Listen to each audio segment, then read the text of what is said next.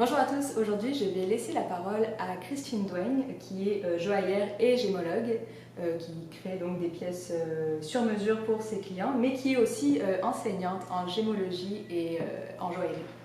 Donc Christine, qu'est-ce que tu vas nous présenter aujourd'hui? Aujourd'hui, je vais faire une démonstration de coulage de lingots. Alors, tous les astuces et trucs comment bien réussir un lingot. Super. Donc en complément, vous allez trouver sous la vidéo un lien qui mène vers un article que Christine a écrit aussi pour le blog. Donc vous trouverez encore plus d'informations pour faire de magnifiques lingots. Donc c'est parti!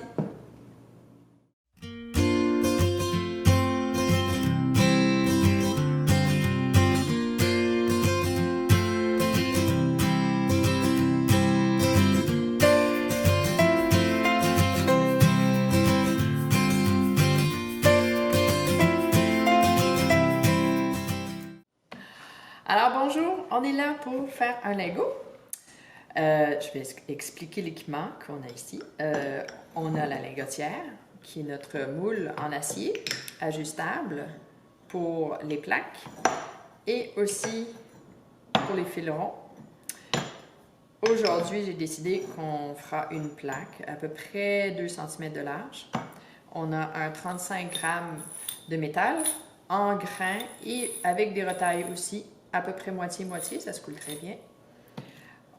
Creuset, ici en céramique réfractaire. À l'intérieur, on voit une couche lustrée.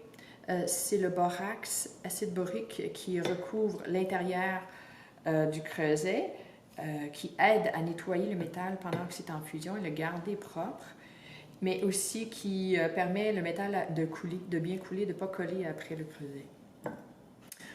On va éventuellement fermer notre lingotière avec le serre-joint.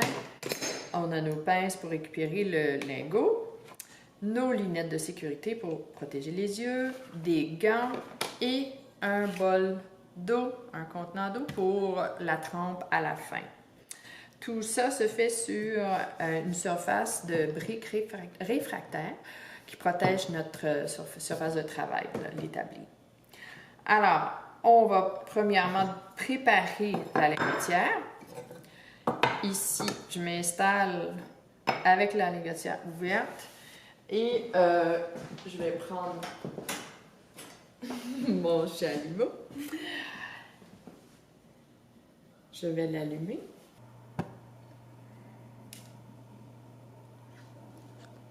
Alors, je fais la préparation de lingotière avec une flamme très douce, beaucoup de gaz, soit de propane ou de gaz naturel, et avec un tout petit peu d'oxygène, pas trop, un peu d'oxygène pour plus diriger ma flamme vers la lingotière.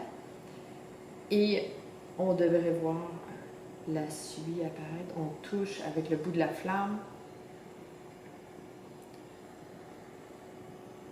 Il y a un dépôt noir mat qui se forme, c'est ce qu'on veut. La suie, c'est du carbone. Donc, le carbone à l'intérieur de la lingotière va aider à garder notre métal propre. Ça va aider à absorber un excès d'oxygène qui pourrait former des oxydes, ce qui nuit à la malléabilité de notre métal, pourrait causer des fissures pendant la déformation, le travail du métal.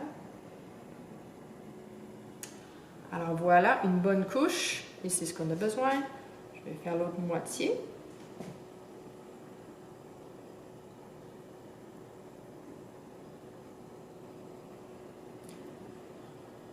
Ici, bien souvent, il y a de la condensation qui se forme aussi en chauffant la lingotière. On veut absolument garder zéro humidité dans la lingotière en coulant notre métal.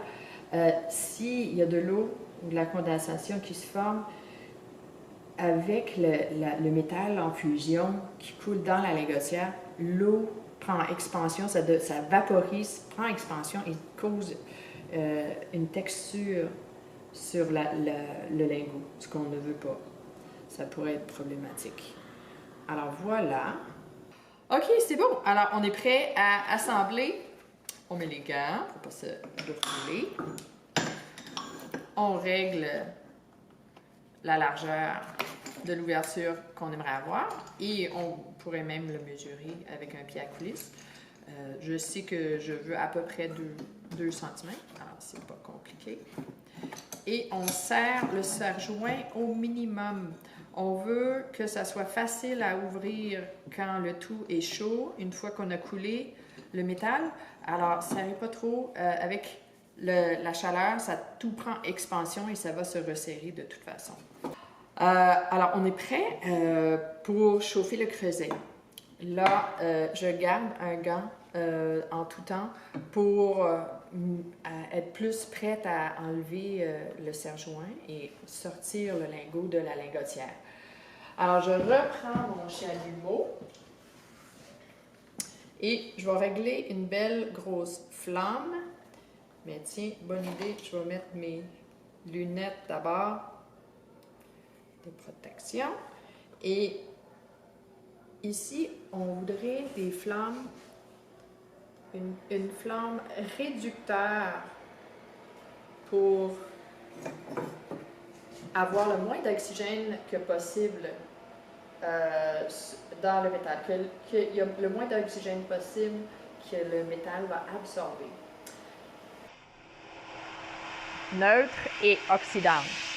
Alors, réductrice, c'est juste pas de jaune. Alors ici, j'ai du jaune. Je vais juste l'enlever, un petit peu plus d'oxygène. Neutre et oxydant seraient les petites pointes bleues.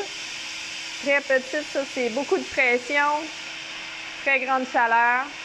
Je vais revenir avec notre flamme réductrice pour chauffer le creuset. Et c'est ce qu'on va utiliser pour chauffer le métal par après. Alors, je place mon creuset comme ça, en angle, pour profiter en même temps de la flamme en réflexion pour garder la lingotière chaude. Comme on avait dit tantôt, on veut absolument que notre lingotière soit au-dessus de 100 degrés pour pouvoir couler notre lingot. Notre métal va rentrer sans humidité dans la lingotière.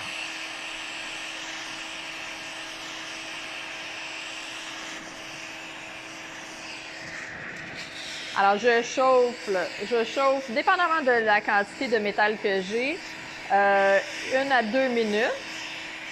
Lorsque j'enlève la flamme de mon creuset, je veux voir que ça reste orange pendant quelques secondes.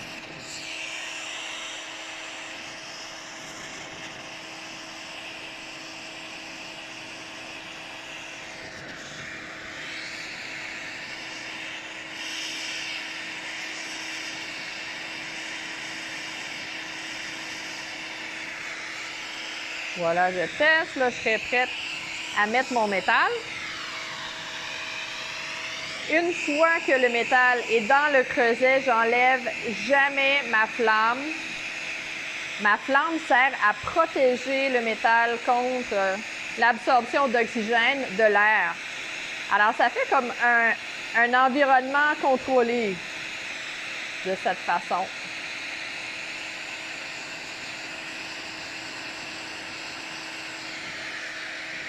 Et je continue à garder ma lingotière chaude.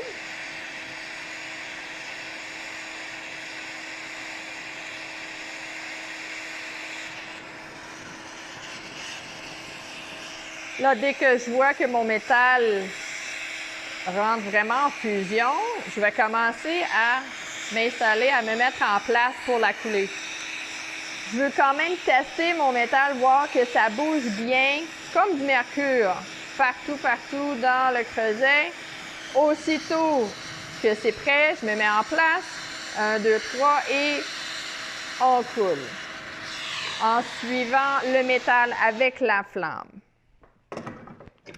J'ouvre le plus vite possible ma lingotière et on va, voilà, se servir un peu de tout pour se stabiliser et ça va dans l'eau aussitôt que possible. Alors, on trempe le métal le plus vite possible. pour garder les cristaux très fins, des petits. Les métaux sont des matériaux polycristallins. Et notre métal est beaucoup plus fort lors du travail, le laminage, tréfilage et tout, lorsque les cristaux sont petits. Alors, on cherche à les garder petits.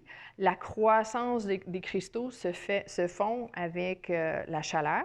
Donc, on veut toujours garder la chaleur à un minimum et donc, on refroidit le métal aussitôt que possible.